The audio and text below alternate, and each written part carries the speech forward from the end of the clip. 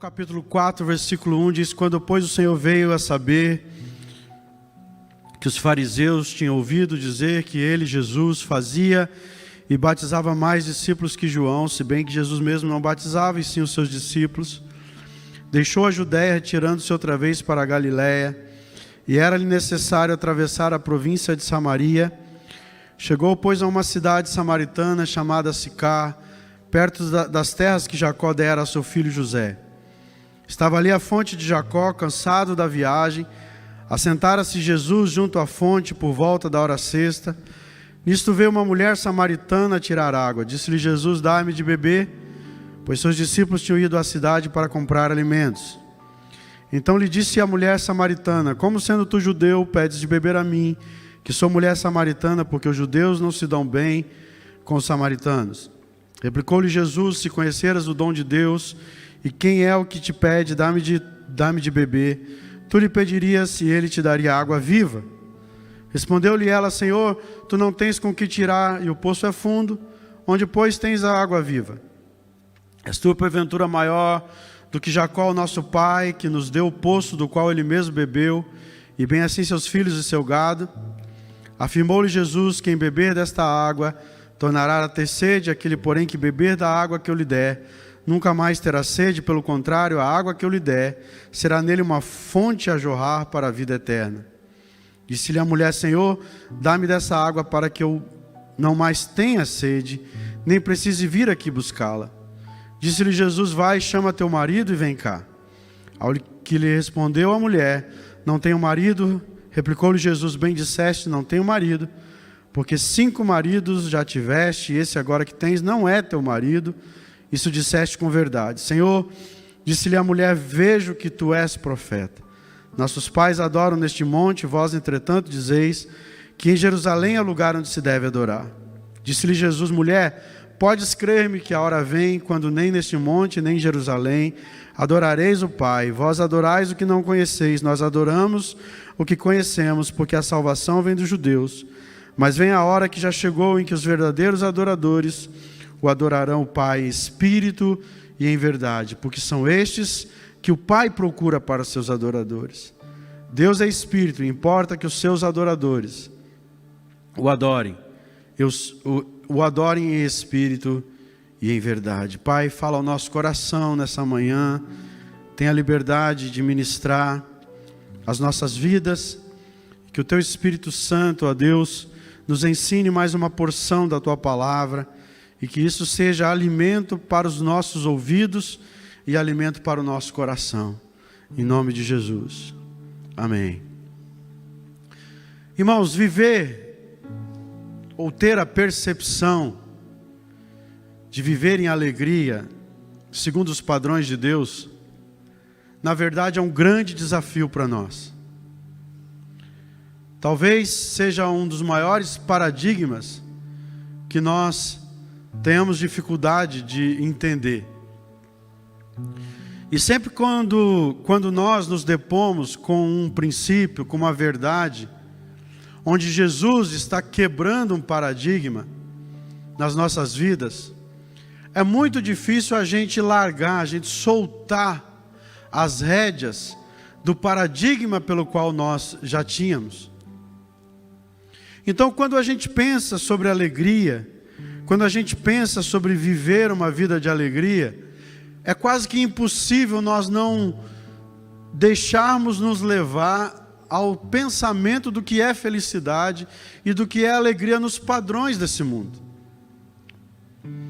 E sempre que Jesus ele vem estabelecer um princípio, sempre que Jesus vem nos mostrar o que é a alegria, ou nos mostrar qualquer princípio, e quando ele está querendo quebrar um paradigma, ele sempre choca a nossa mente, ele sempre nos escandaliza, no bom sentido. A gente sempre fica meio sem entender, a gente fica meio perdido.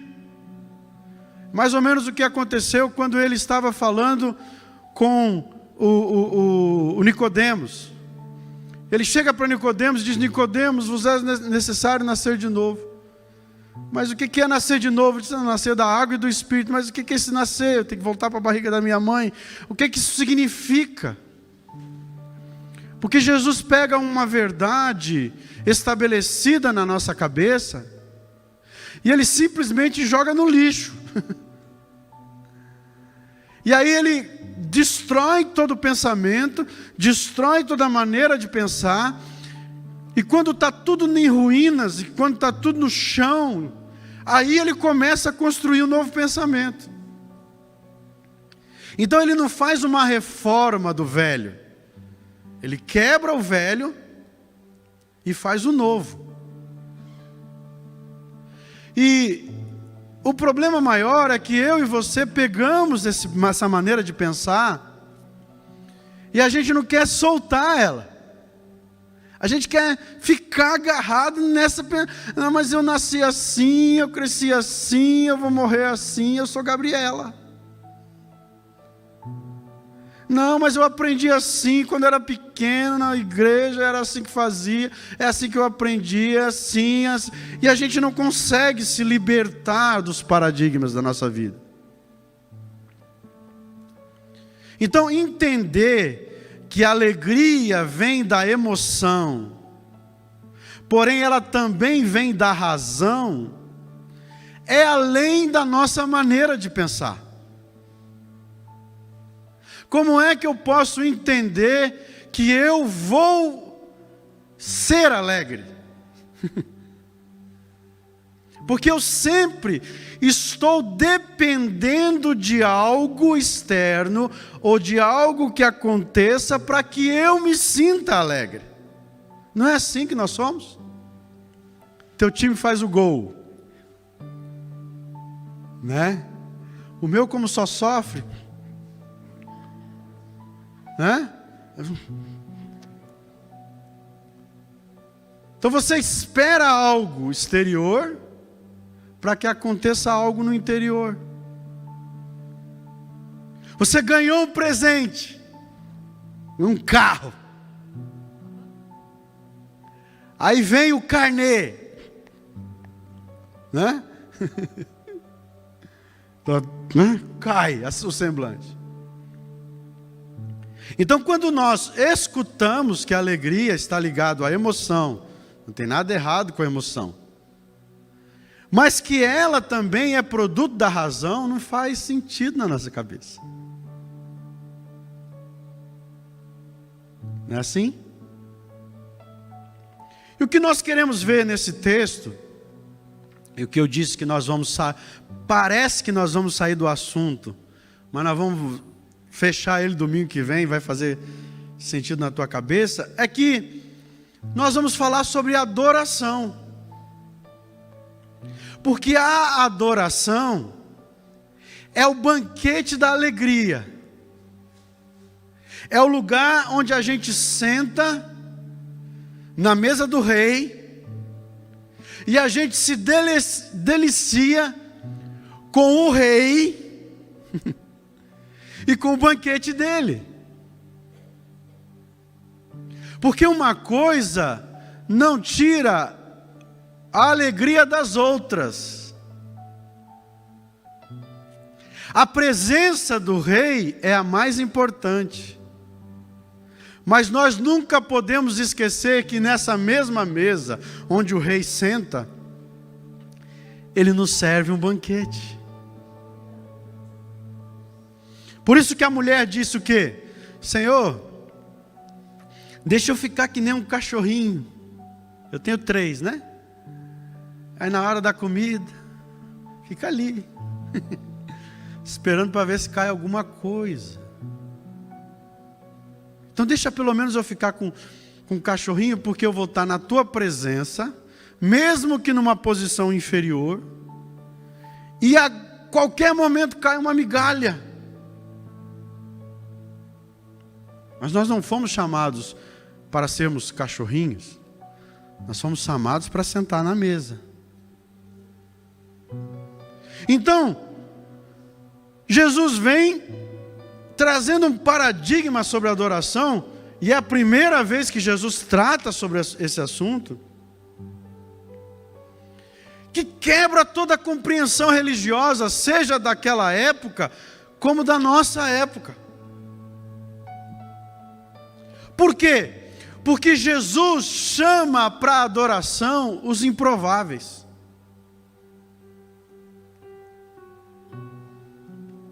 Jesus, a Bíblia diz que Ele está lá pregando, evangelizando, e o negócio acontecendo, e pessoas sendo transformadas, e pessoas sendo libertas, pessoas ouvindo a sua mensagem, estava no top.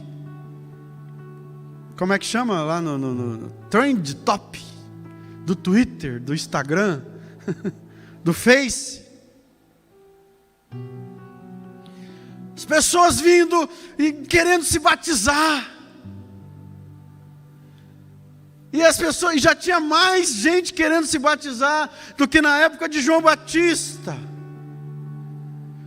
Ministério dele no auge. Todo mundo já tinha ouvido falar, visto falar de Jesus. A igreja estava bombando. Top, ministério pujante. Jesus se retira e vai para um poço. Não para ensinar sobre adoração para a multidão. Aliás, a primeira vez que Jesus fala sobre adoração, Ele nem fala com os seus discípulos. Ele vai falar de adoração para uma mulher complicada.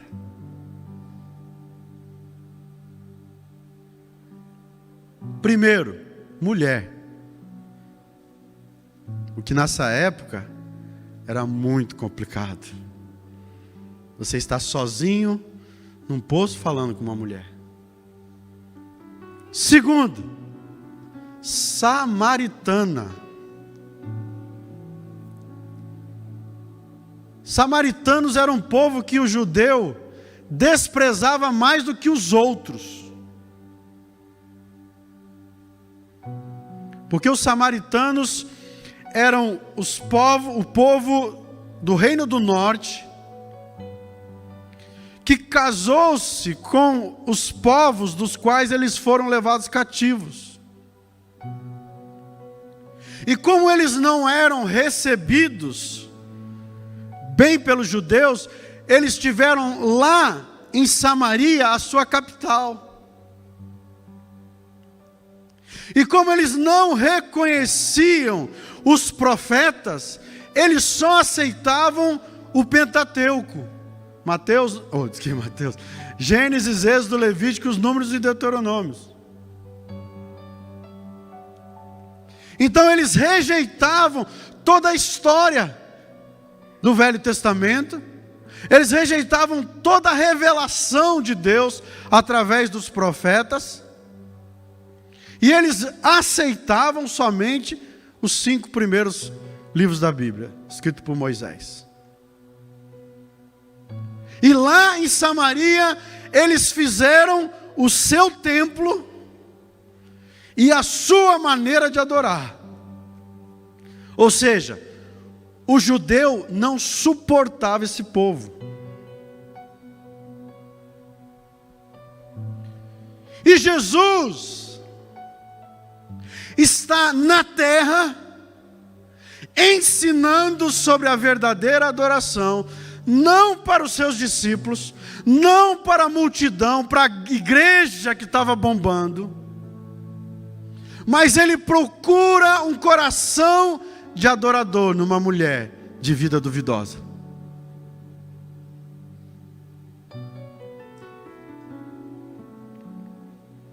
Porque Jesus, a Bíblia diz que os olhos do Senhor passeiam pela terra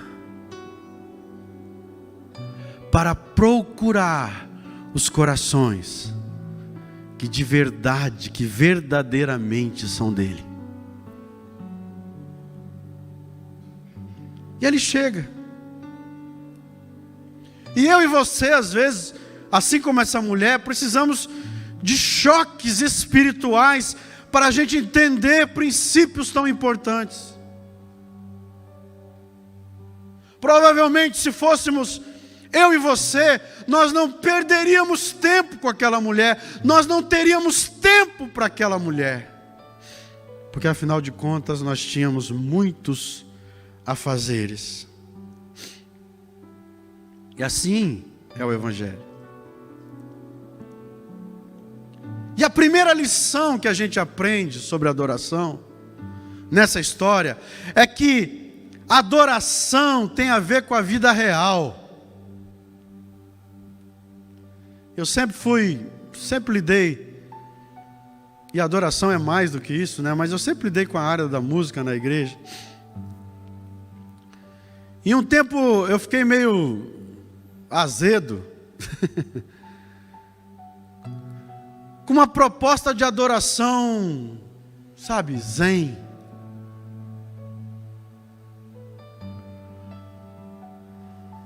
Onde a gente pede fogo, mas o fogo não queima nada. Onde a gente pede presença, mas a presença não causa nada. Sabe essa adoração? Adoração meio...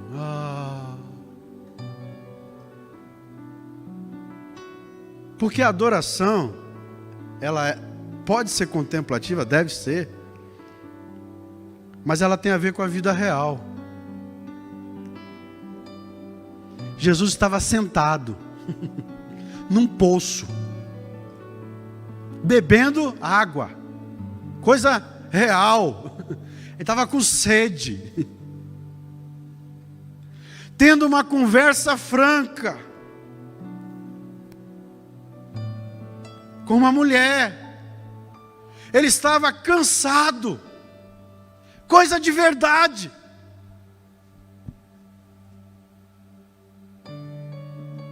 Nós precisamos entender que a adoração, como é que é essa palavra da moda? Não é ostentação espiritual.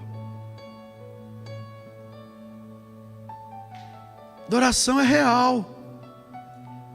Adoração é um estilo de vida.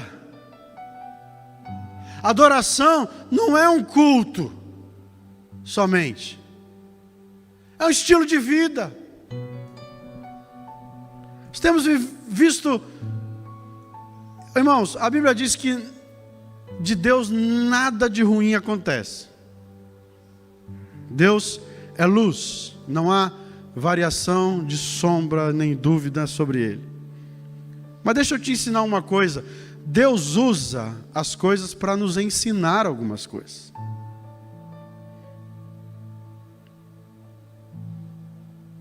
E parece que a adoração virou ostentação. Adoração é só com muito show. Pode ter show, não tem nada contra. Sabe, irmãos, para você trazer um grupo conhecido aí, você não gasta menos de 20 mil reais. Glória a Deus que tem muito adorador aí que tem coração no reino. Não são todos. Mas tem gente que tem que ser um tipo de comida, um tipo de não sei o quê, e tem que ser assim, só pode ser hotel desse jeito. Estão vivendo... E aí essa galera que vivia disso agora acabou. Tem 2 anos que não tem evento.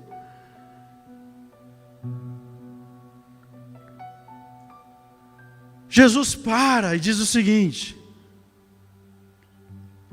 nessa condição de realidade, exatamente nesse momento, eu vou procurar alguém para adorar o Pai.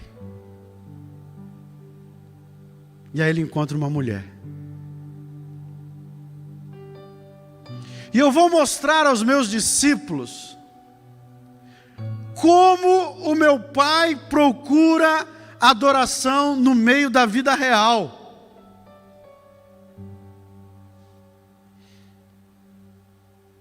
Que a adoração não é subproduto dessa religiosidade, dessa liturgia, mas a adoração é real e com pessoas improváveis. Uma mulher, uma samaritana, uma mulher com um passado complicado, sim, eu vou aproveitar para lhes mostrar uma ou duas coisas sobre como colher verdadeiros adoradores lá em Samaria, na seara de Samaria.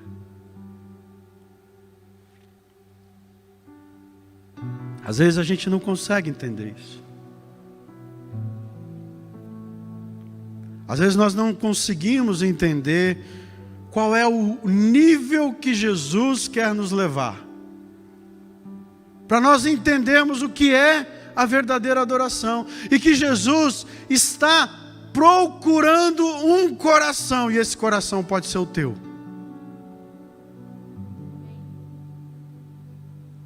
Não é o coração de quem canta, não é o coração de quem toca, é o coração do adorador.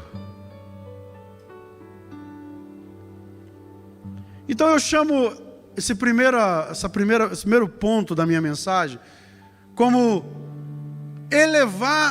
como que Jesus eleva o nível. Como é que a gente sai da mesmice e da mediocridade do culto, do nosso serviço a Deus, a uma verdadeira adoração. Apertem os cintos. O piloto não sumiu. Quando Jesus dirige a palavra para aquela mulher samaritana, a primeira coisa que Jesus provoca é uma perplexidade, é um escândalo. O texto diz isso, que a mulher olha e diz assim: ué, como assim? Né? Eu acho que imagino que ela olhou assim, né? É comigo que está falando?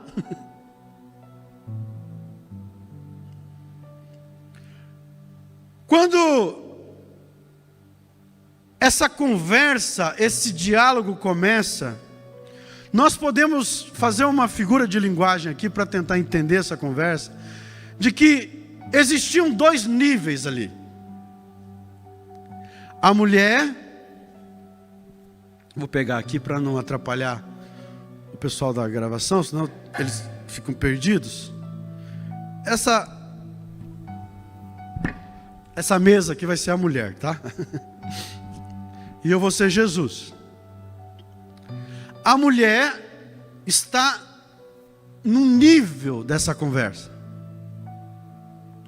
Ela está enxergando o reino espiritual, a vida com Deus, naquele prisma, nessa posição. Mas Jesus percebe nessa mulher uma sede. O que a Bíblia diz? Que ela já tinha tido quantos maridos? Quantos? 5? E o que ela estava agora nem marido era. Quer dizer, estava vivendo, como é que é? Vivendo em... Esqueci a palavra, fugiu.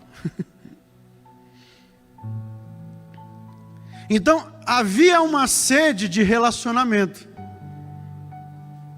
Havia no coração dessa mulher uma busca, que não deu certo com o primeiro, com o segundo, com o terceiro, com o quarto, com o quinto. A gente não sabe as razões pelas quais aqueles homens haviam de se divorciado dela, e nem sabíamos por que ela não estava casada novamente. Mas havia uma sede. Então, ela olha para a vida dela, ela olha para o que está no seu coração, para os anseios do seu coração, para os desejos do seu coração, de um ponto de vista. Ali onde está essa mesa, nesse nível. O que Jesus está fazendo? Jesus está desejoso de resolver a sede que há no coração dela. Jesus está desejoso de depositar no coração dela a alegria que ela havia perdido com a história da vida. Então, Jesus vai em direção a essa mulher, em direção a essa hostilidade. Como assim, você está me pedindo água? E ela, em direção a esse quadro, e ele diz para ela: dá-me um copo d'água. E a mulher diz: não, você não está falando comigo, né? Eu sou mulher. Eu sou samaritana. Os judeus não se falam com os samaritanos. E ao invés de Jesus resolver essa pendenga, né? Que a gente às vezes quer explicar muita coisa. Não, é que é o seguinte: eu sou Jesus, o Filho de Deus. E eu vim, Deus amou o mundo de tal maneira que deu eu, para que todo aquele que nele crê não pereça, mas tenha a vida eterna, né? Jesus chega para essa mulher e sobe o nível de perplexidade. Ao invés de Jesus explicar, justificar, não, é que eu estava evangelizando, pregando muita gente, preguei muito o dia inteiro, estou com sede, e aí eu não trouxe meu canequinho, não tem como tirar. Então, não, Jesus aumenta o nível da perplexidade, porque o alvo de Jesus ali é alcançar um coração. O alvo de Jesus ali é encontrar um adorador. Então ele sobe o nível de perplexidade. Ele diz assim: se você conhecesse o dom de Deus e quem é o que lhe pede, dê-me de beber, você lhe pediria e ele lhe daria água viva. O que foi realmente surpreendente não é que ele pediu somente água,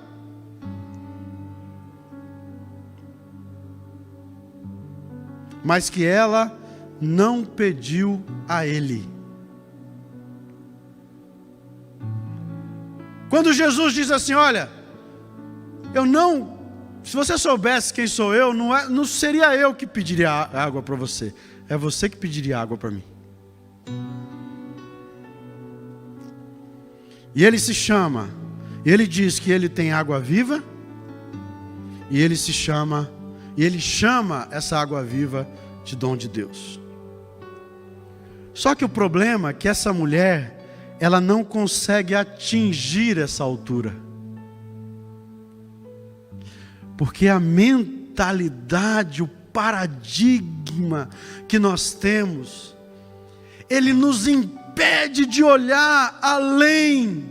Ele faz um tampão, ele faz uma tampa na nossa mentalidade, e nós não conseguimos enxergar além daquilo que nós queremos enxergar. Estão entendendo o que eu estou querendo dizer? Jesus está dizendo o seguinte: olha, eu tenho uma nova revelação, ou uma nova iluminação para a sua vida.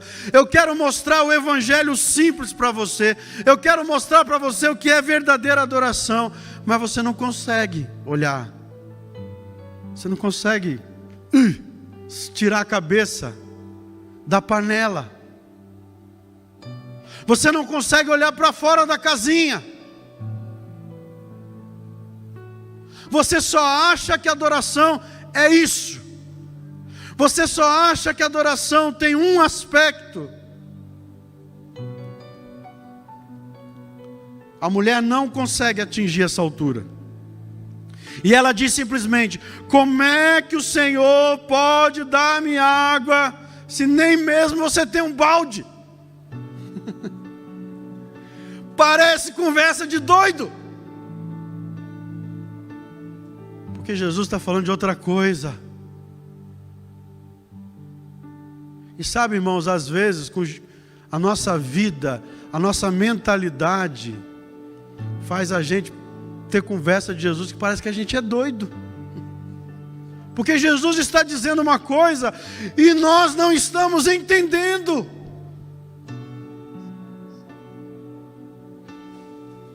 E aí o que Jesus faz? Ele eleva ainda mais o nível da perplexidade. Ele escandaliza mais o negócio.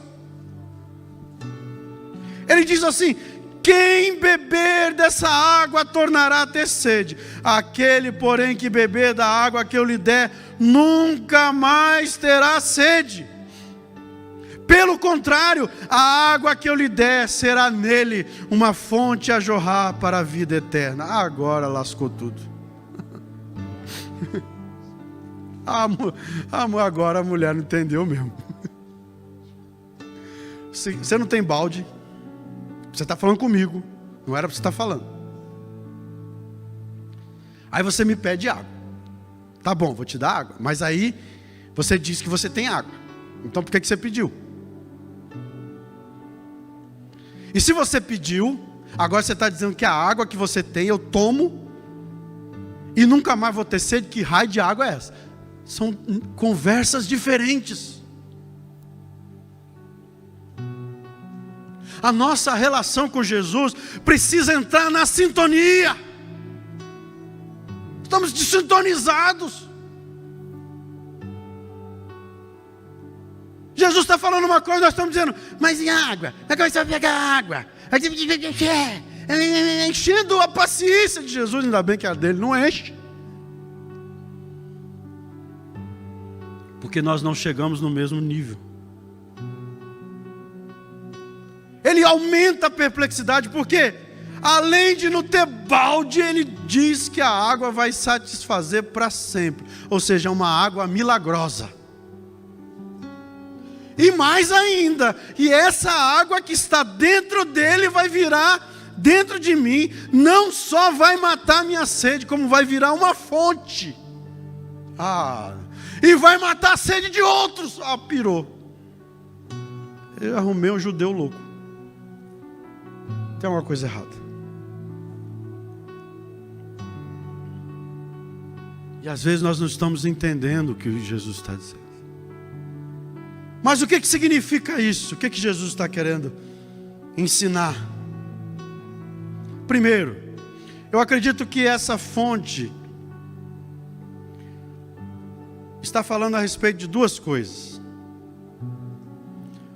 Provérbios capítulo 13, versículo 14 diz que o ensino do sábio é fonte de vida. Talvez, ou com certeza, Jesus está dizendo que o seu ensino é uma fonte de vida.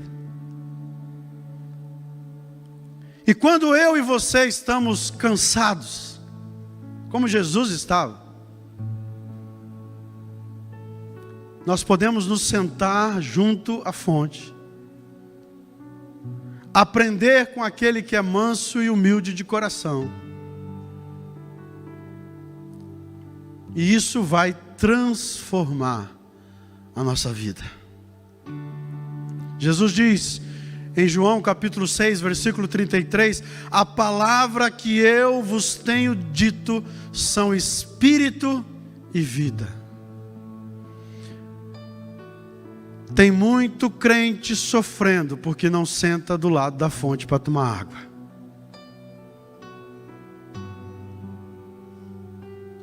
Na verdade, o que eles querem é ficar sentado e alguém traz a água na canequinha. Não é assim?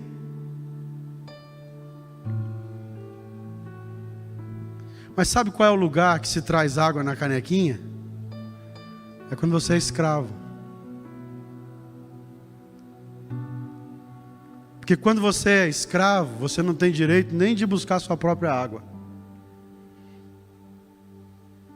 E você fica à mercê da hora que o capataz vai trazer a água para você. Mas nós não somos escravos, nós somos filhos.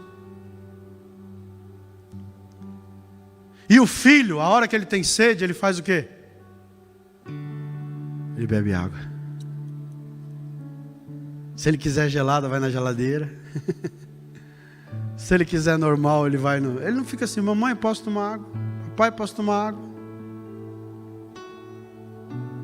Pelo contrário, né? A gente que é pai fica em cima, né? Toma água, meu filho, toma água, água é importante. Cristão, você não vai crescer em alegria, você não vai crescer em adoração, se você não crescer em desejo de estar com a palavra de Deus, aprendendo da palavra de Deus.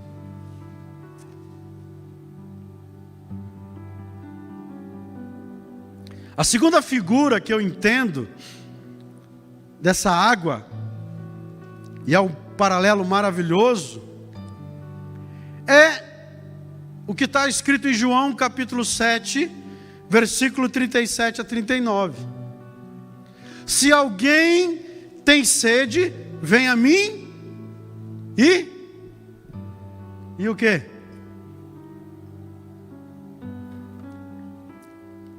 Bem na hora. Venha a mim e beba. Quem crer em mim, como diz a Escritura, do seu interior fluirão rios de água viva. Isto ele disse com respeito ao Espírito que haviam de receber os que nele crescem. Portanto, a água que Jesus dá é o Espírito Santo.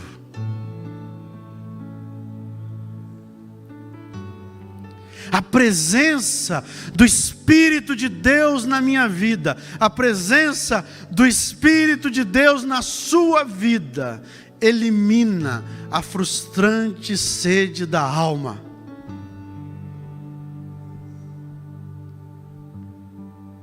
Quanto mais nós nos enchemos da presença do Espírito Santo de Deus, mais a nossa alma frustrada é saciada pela presença do Senhor. E não somente ela sacia a sua alma, fica tranquilo, é os anjos tocando a flautinha que eles tocam de vez em quando aqui, só ventar que eles tocam. Ele não só sacia a sua alma, mas ele transforma você em uma fonte em que outros podem encontrar vida. Sabe por quê? Porque quando o Espírito Santo vem sobre você, ele transborda.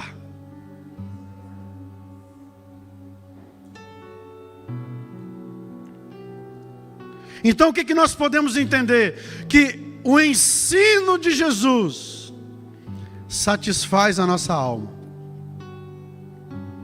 e nos torna fonte para outros. E o Espírito Santo de Deus que vem lembrar todas as coisas que a palavra de Deus nos diz, é que vai fazer a nossa alma ser satisfeita. O que Jesus estava oferecendo para aquela mulher, meus queridos, era a palavra da verdade. E era o poder do Espírito.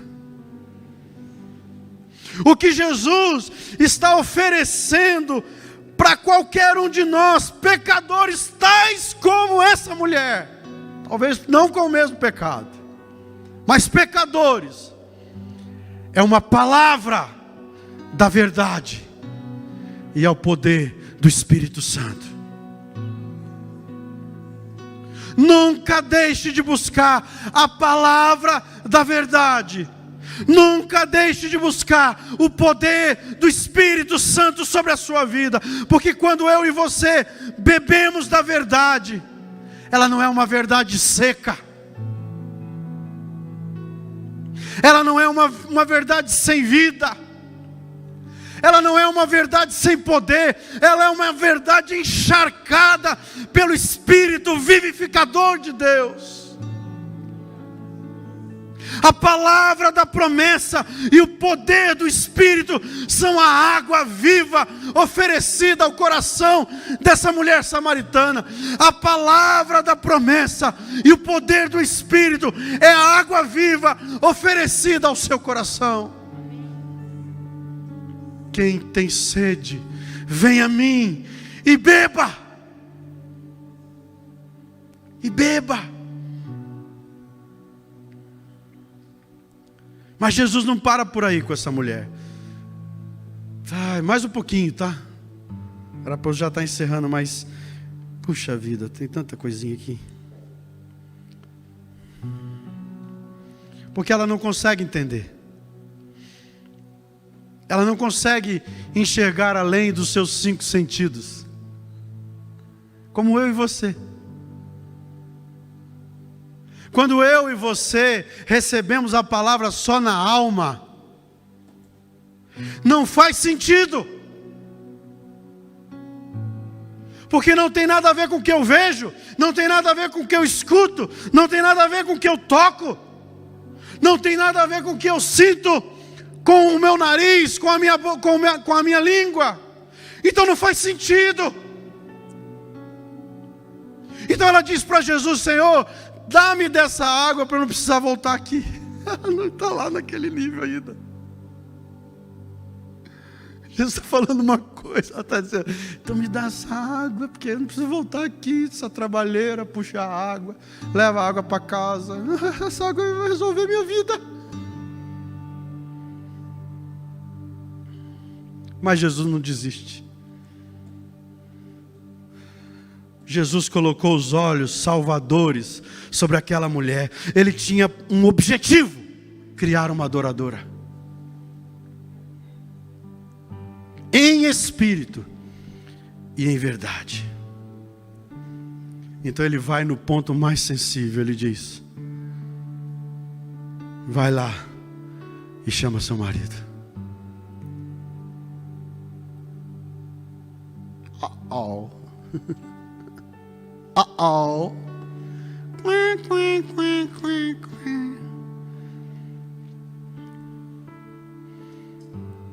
E aí a gente vê que o caminho mais rápido que Jesus encontrou para falar com aquela mulher foi justamente na ferida daquela mulher.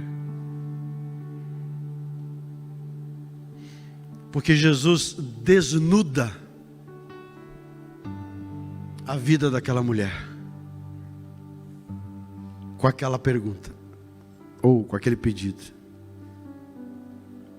João capítulo 3, versículo 20 diz: todo aquele que pratica o mal aborrece a luz e não se chega para a luz, a fim de não serem arguídas as suas obras. Quando nós estamos na escuridão, quando nós estamos fazendo coisa errada, quando nós estamos, e geralmente as coisas erradas é feito no escuro, no secreto, nós não queremos nos aproximar da luz. Porque a luz revela quem nós somos. Num quarto escuro, todo mundo está limpo, porque ninguém se vê. Mas quando a luz aparece, o erro se revela. Todo pecado escondido nos impede de ver a luz de Cristo. Jesus precisava tratar isso. O pecado, ele é como uma lepra espiritual. Sabe o que a lepra faz? Ela mata as células ou faz com que as células de uma determinada parte do corpo não sinta mais o tato. Então, eu lembro quando, há muitos anos atrás, tinha uma propaganda na televisão falando sobre lepra. Eu não sei por que muitos anos isso, tá? Isso é muitos anos mesmo. Eu não sei se era alguma campanha específica, mas eu lembro que nessa propaganda tinha um fogãozinho, assim, um fogão funcionando, e uma mulher com a mão em cima de uma chama, e dizia assim: se por acaso, eu não lembro quais eram as outras perguntas, mas se por acaso, ou as outras indagações, Se por acaso você não sente o calor em alguma parte do seu corpo, procure um médico. Por quê? Porque pode ser que você esteja com lepra. Você não está sentindo a dor. Sabe o que o pecado escondido faz? Ele mata os nossos sentidos espirituais de tal maneira que você pode rasgar a sua alma, mas você não sente nada. Está destruindo a sua vida, mas você não sente nada. Então Jesus expõe a lepra espiritual da mulher e diz: você já teve 5 maridos e o homem com que você anda dormindo não é o seu marido. Estava boa a conversa sobre água. Eu achei que eu não ia precisar voltar aqui para buscar água. Como é que eu tenho essa água? Aí Jesus eleva-me o nível de novo. E aí essa mulher faz exatamente o que eu e você fazemos quando somos descobertos ou quando nós nos descobrimos em algo que nós devemos resolver. Isso é o reflexo universal. Qualquer lugar do mundo, as pessoas vão tentar fugir da condenação. E a mulher até admite que agora ela está entendendo a conversa. Opa, estou entendendo. Estou entendendo o que ele está falando. Esse é o segundo nível que nós vamos olhar aqui. Primeiro, eu fico lá embaixo e não entendo nada. O segundo nível, ela diz assim: vejo que tu és profeta. Glória a Deus, revelou a ela que a conversa era num outro patamar.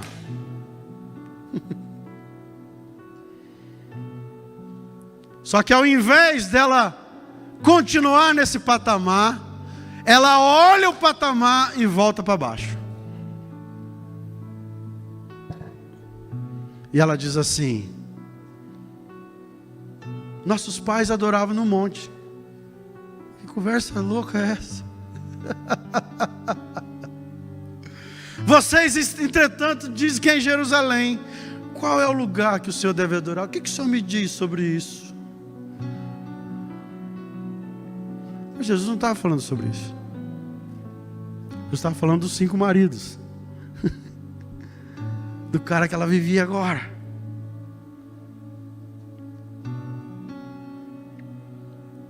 Sabe por quê, irmãos?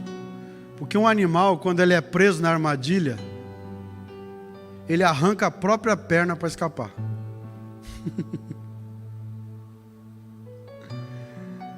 E quando nós somos apanhados nos nossos erros, nos nossos pecados, nós usamos a nossa mente, usamos a nossa lógica para fugir. Não, eu não estava fofocando, eu estava fazendo uma crítica construtiva. Mas por que você não fez a crítica para a pessoa, ao invés de fazer para outro? Então claro que Jesus está falando do adultério dela. Ela sabia disso. É claro que ela sabia. Mas ela espiritualizou. Qual lugar para adorar?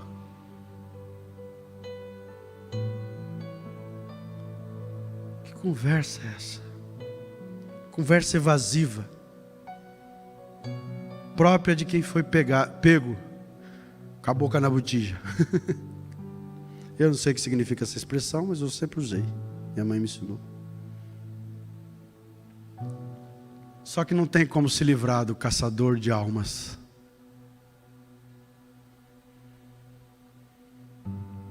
E ele não insiste em ficar na trilha.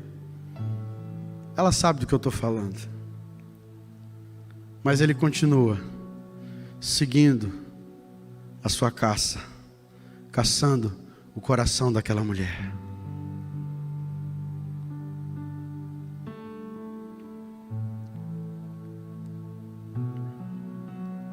Ela não fala mais sobre o tema do adultério, mas Jesus também não fala mais sobre esse assunto. Porém,